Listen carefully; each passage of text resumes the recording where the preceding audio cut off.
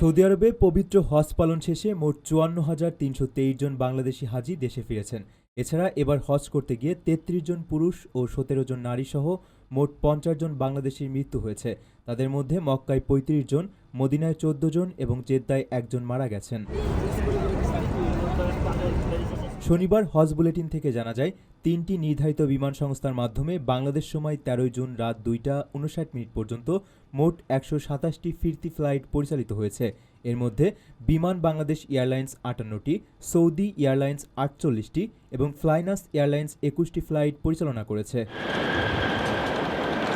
হজ office সূত্রে জানা গেছে, ১২৭টি ফ্লাইটের মধ্যে সরকারি ব্যবস্থাপনায় ৪,৩১৩ জন এবং বেসরকারি ট্রাভেল এজেন্সির ব্যবস্থাপনায় ৫০,০১০ জন হাজি দেশে ফিরেছেন।